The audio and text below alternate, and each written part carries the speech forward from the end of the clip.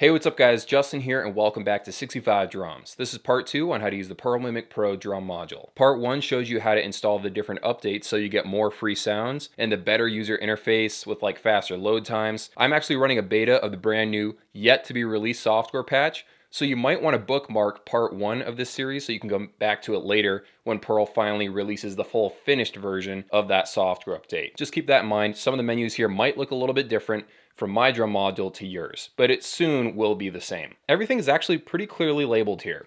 If you ever get lost in a menu, you can just press the home button. If you want to go to mixer to change the levels of the mics, you just press mixer. Kit edit lets you change out the different drums and stuff in each of your individual kits. If you want to go through all the individual kits inside of the drum module, you double tap right here, and now you can go through all the different kits and create new kits. You press exit to get out of that menu. Keep an eye out for these two little dots right here. Whenever you see that, that means you actually have to tap on it twice to get it to work, because if you only tap on it once, nothing happens. The cool thing about this drum module is that this is not set in stone. You can actually rearrange all these icons. So if we go over here to settings, and then we go to user interface, and then top bar setup, now we can actually decide where stuff goes. So let me select kit name volume, and I can just change that around. I can move it over here, I can move it over there. I'm just gonna keep it in the middle because this is what most people's setup looks like, but you can just change everything around. It's very, very cool. Let's get back out of here. Again, if you ever get lost, just press the home button, and now you are back to the main menu. These are your digital faders. Instead of having physical ones, they have digital ones. Be careful here, because if you turn up your kick drum, that's affecting every single kick drum and every single kit inside of the drum module. So it's something that you'll turn up temporarily. Usually you just want to keep everything sort of like centered up right here, and then go into the individual kits and turn the kick drum and the snares up or down so that you can get it more even sounding across all the kits individually. That's just something that I would do. But if you temporarily need a kick drum loud, you can do it with this master fader right here. Also, a thing to mention is that a lot of your cymbal volume comes from your overhead microphones. So while you can get a really dry sound by just making the overhead mics really quiet, your cymbal volume will go down drastically unless you go into the mixer settings and turn up all the cymbals individually. And then of course your room volume is your room volume. That makes perfect sense. It's just a mic that's farther away from the kit to pick up the natural ambience of your environment. Okay, so while we're on the topic of digital faders, let's move over here to this bank of digital faders. So aux input to HP, that stands for auxiliary inputs to headphones. You'll probably plug in your iPhone or your Android phone so you can play along the songs from Spotify or whatever. You'll do that by plugging a 1/4 inch to 1/8 inch cable into the back of your drum module, a cable like this. I actually use one of these guys. This is a Bluetooth transmitter, so I actually don't need a physical connection to my phone. I made a whole video on this if you're interested in that. The next is pretty obvious. It's the click track volume. You can choose what kind of BPM you want by tapping right there. You can choose, whatever you want. You can have it in 3/8. You can have it, 60 BPM, 150 BPM, whatever you want. You can change the way the BPM sounds by doing that. Let's get back to the home screen. Remember, you have to turn it on by doing that, and then you turn it off by tapping it again. And finally, below that, we have the player volume. Well, you can actually import songs into this drum module and just bypass needing an iPad or a phone entirely. So if you look at the little box right below that, it says playlist. That is a list of all the songs I've currently got inside of the drum module, which is currently 0. But if you want to enter this menu and import songs, you just double tap the screen, and now what you gotta do is press add song. Right now it's scanning the USB port to see if I've got anything plugged in. It says I don't have anything plugged in because I don't. You would just drag and drop some files onto a USB drive and then just plug it into the back of the drum module. It's that easy to import stuff. So we're still inside this menu. You can set it to loop, you can import songs, you can move up and down and stuff. But again, you don't actually have to enter that menu if you don't want. Go forward a song, go backwards a song, press pause, press play. And then over here, this is where you could see how far along the song has gone. If it's right here, that means the song is midway to being finished. You can press this button to loop the song. And as always, you can see there's two little dots right there, meaning if we double tap, we enter this menu. You can actually set an A and B point. So if there's a fill that you're trying to memorize, you can make it just loop right there from point A to point B. You just drag it to where you want it to loop between. Really, really cool. So of course, as you'll notice with any drum module, you've got a lot of kits to choose from. You got all these kits and you can make your own, you can download different ones. It can be a little bit overwhelming. You can actually create a set list though that will narrow it down to maybe your top 3 kits that you always like to play. Maybe your favorite kits are number 7, number 58, and then number 1. Do you really want to have to scroll up and down between all those different kits? No, you don't want to do that. So you can actually create a set list. Double tap that button, and now I've got kit number 1 being Bluesman, kit number 2 being actually kit 52 dancing, and that way I can actually just switch between those 2 different kits with these 2 big plus and minus buttons. Those are arrow buttons, not plus and minus buttons. I'm used to the TD30, to be honest. So the really interesting thing about the set list feature is that you're not just choosing kits that you want to be grouped together. Let's double tap this again, and you'll notice that I've actually got a BPM set for both of these. So the first kit is set to a click track of 60 BPM at 4/4. The second kit is set to 4/4 at 100 BPM. The reason why this is really cool is maybe you're playing live with this drum module and maybe you don't want to have Ableton running. You got to keep time somehow. You want to play along to a click. This will let you actually have different clicks as you press the arrow button, so you can have a different BPM for every single song in your set. You could technically even have the same kit over and over again. Let's say you only want to use the Bluesman kit. Well, you can actually have, whatever, you got 5 songs, you just choose Bluesman for all 5, and then just choose the correct BPM for each one of those songs, and now you're actually playing along to that BPM on each of those individual songs. Okay, so that's about it for the home screen. Let's move ahead to the next item on the list, which is the mixer button. This lets you do a lot of different things. You're going to be inside this menu quite a bit. So let's start way over here to the left. So this is your headphone mix, and this is your master mix. You can have a different mix just that you can hear, and then a different mix that the audience can hear. This is very, very good because maybe you want to have high cymbal volume, but the audience doesn't necessarily need to hear really loud hi-hats, so you can have a separate mix for both of them. Now you'll see that when I press master mix, it says master mix is disabled. Headphone mix is routed to the master route. I just want to mix everything once and then do the quick YouTube recordings. But if you don't want it to be that, you can go over here to monitor settings and then deselect that. And now you have a separate master mix and a separate headphone mix. I'm going to go and reselect that though. Let's move over here to the mic options. So this is where you can turn your kick drum up and down, your snare up and down. If you hit toms, that will actually expand it so you can have control over all 4 toms. Hit it again and they all collapse into one thing. So this is very, very obvious. You can change like the volume of your direct volume, your direct balance, your overhead mic, your room volume mic. You can pan it to the left or to the right or just have it centered at 0.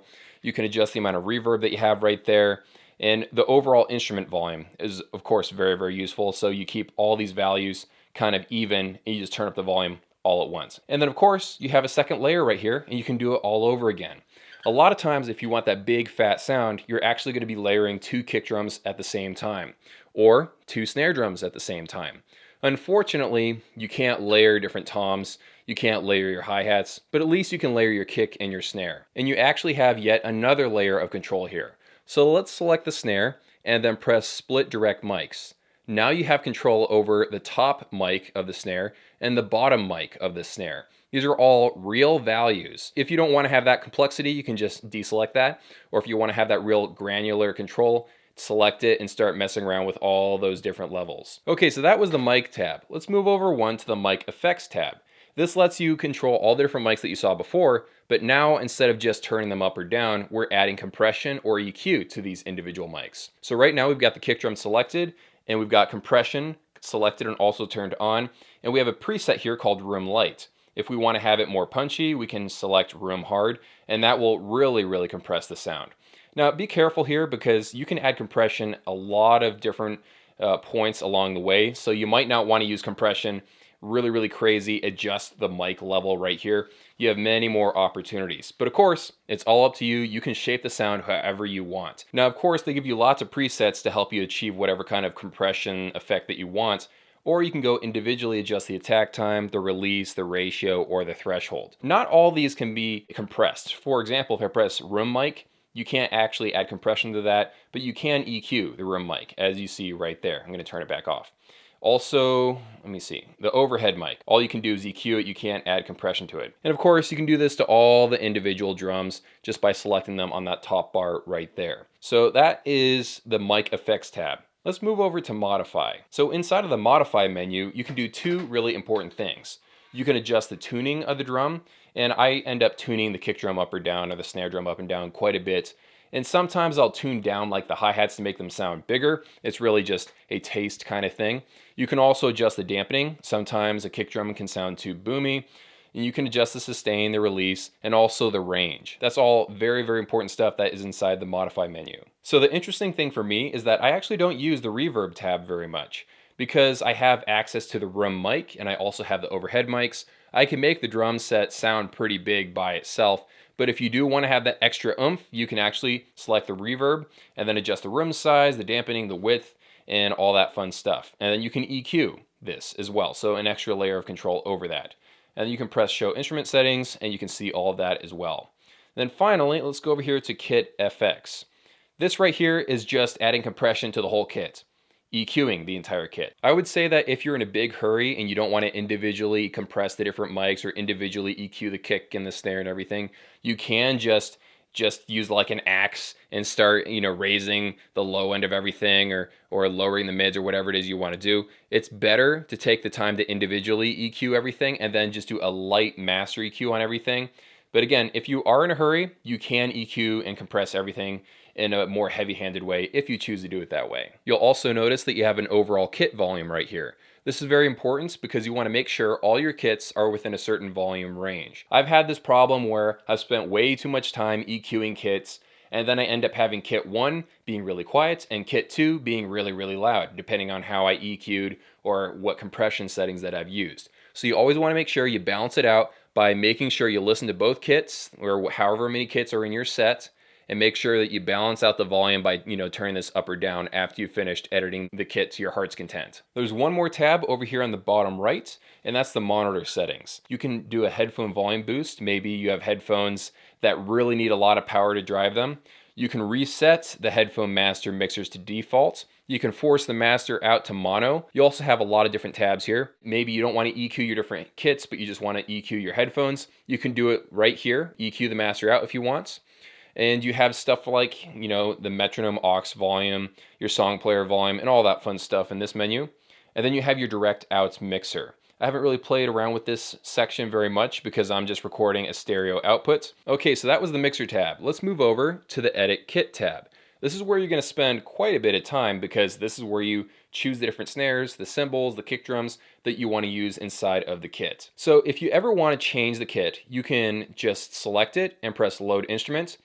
And now you can choose between all the different kinds of kick drums. Sometimes you'll notice that you'll see the same kick drum over and over again. That's because they're either like using a different beater. So this one might be a felt and this one might be like a plastic beater. Or maybe they're changing out the kick drum head. That will change the way it sounds a little bit. And they're actually changing the kick drum beater. They're actually changing the head. It's not like a virtual thing. Now, if you want to make your life a lot easier inside of this menu, make sure you press the auto select button. That makes it so that whenever you hit your hi-hats, it will select the hi-hat. Whenever you hit your kick drum, it will select the kick drum. It makes editing everything a lot quicker. Also, another thing you can do to make your life easier is to select play on select. So now you can audition the sounds just by tapping on the screen. So, it doesn't seem like a really big deal, but you can start editing very, very quickly when you can actually just tap on the screen instead of hitting each individual pad. So you may have noticed that on this kit right here, I only have 3 empty slots. But you can add more pads than that. There's a whole empty page right here where you can add even more pads if you really want to. And of course, you can create a new kit right here. And you can actually start from the kit you're editing right now. So maybe this kit is 90% of the way there, but you just want to tweak it a little bit. Maybe make one kit very similar, except one has a piccolo snare, and the second kit is the same, but it has a deep sounding snare. What you're going to do most of the time is just select one of the instruments, press load, and then just spend a lot of time auditioning different sounds, moving through the different pages.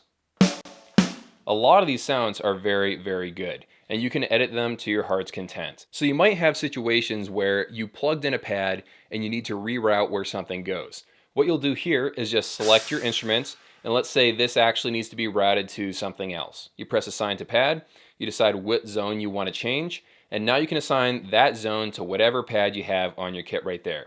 So that's what the assign to pad button does. Okay, so we've talked about the home screen, the mixer, and the edit kit button. Now let's move ahead to the trigger settings. These trip up a lot of people, to be honest. I'm going to explain what all this crap means. Whenever you start, using a pad, you're going to capture the top velocity. So just hit it really hard 5 times, and then press store. You're good to go. Threshold is a way of rejecting false hits. So if you play really quietly on the kick drum and you raise it too high, it'll actually just reject all of your playing.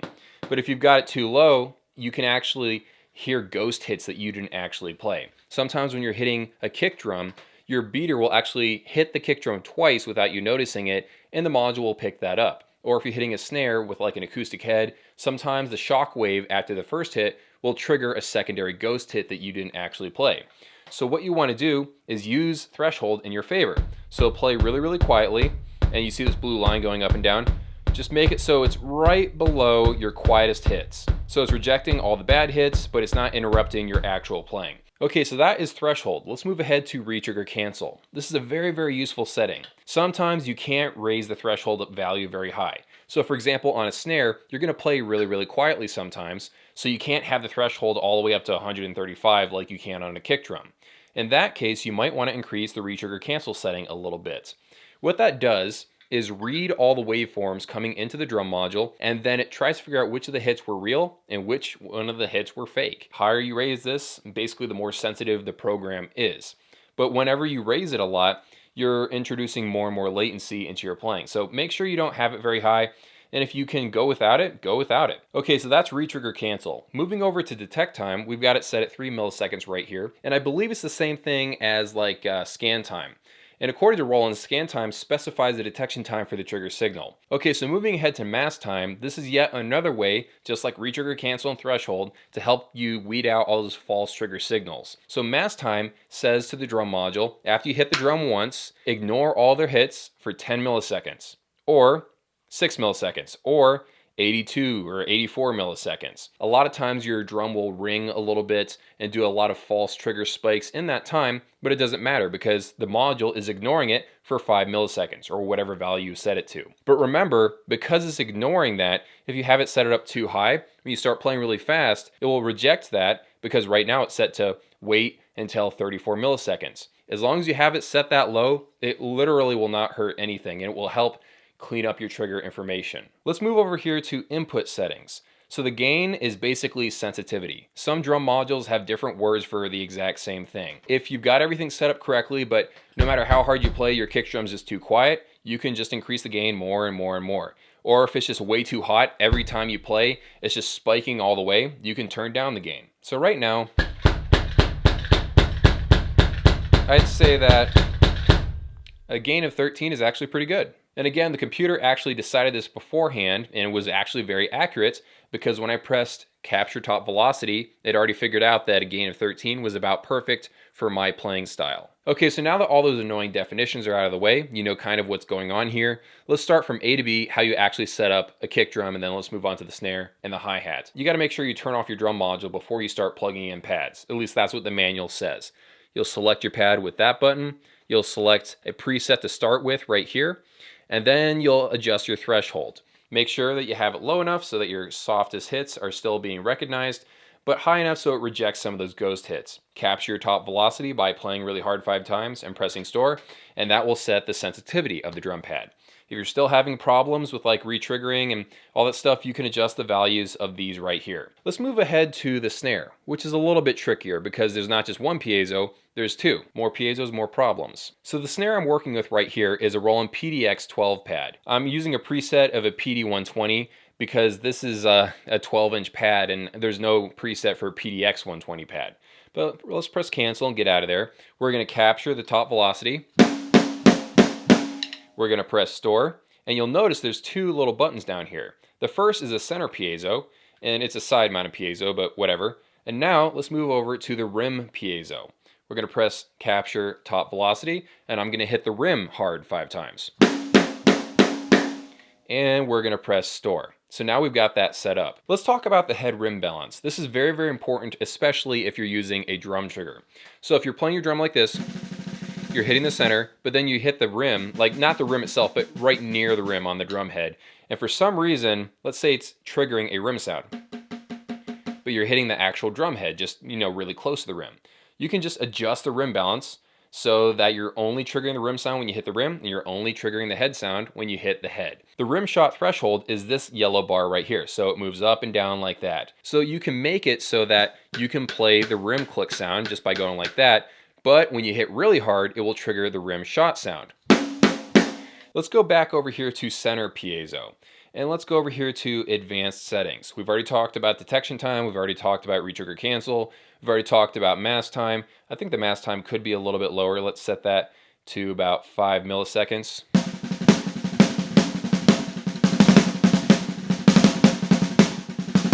The gain's a little bit too high, so I'm just going to lower that to like 10. It's a little bit too sensitive for me. We can adjust the volume independently of the center, the rim, and the rim shot. So let's say your rim click sound is just too quiet for you. You can actually just turn that up right here. You know, be careful with that. You don't want to make it way too loud, but sometimes I feel like the rim click is a little bit too quiet, and you can turn it up right there. Let's talk about the velocity curve right here. You can actually draw a trigger curve with your finger just by dragging these little points right here. When I play quiet, it plays really soft sounds. When I play hard, it plays back the really loud samples. But let's say I don't want to have any like really soft sounding samples. I can just drag this point up a little bit. So even though I'm playing really quiet, it's not actually triggering any of those quiet samples. So for most people, they're just going to leave it like this. Or what if you want your drums not to sound very aggressive? You can actually adjust the trigger curve so that you have to play really hard in order to hit those hard hits.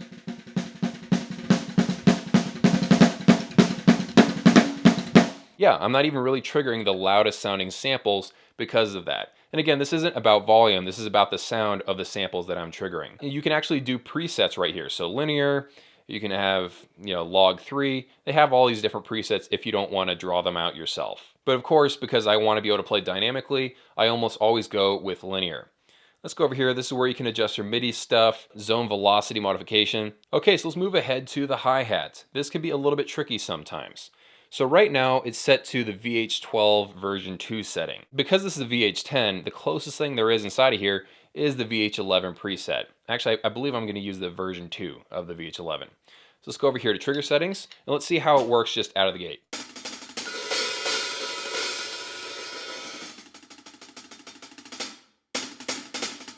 All right, so it's not working that bad actually. So the first thing we're going to do is capture the top velocity. So hit the bow zone and store. And we're going to press store like that. And the threshold, I'm not getting any false triggerings yet. So the thresholds are pretty good where it is. Let's go over here to edge switch. Going to hit the edge really hard. Press store. Actually, I think I was hitting the edge earlier, so I'm just going to hit the bow area and capture that so I can do it correctly. This is the one thing that trips up a lot of people because they don't have the open and close set up correctly. So we're going to capture the positions of everything. Full open position, I'm just leaving my foot off of the hi-hat, and we're going to press store. Press as hard as we can on the hi-hat and press store. So now we have a full range of motion. We just press the capture button.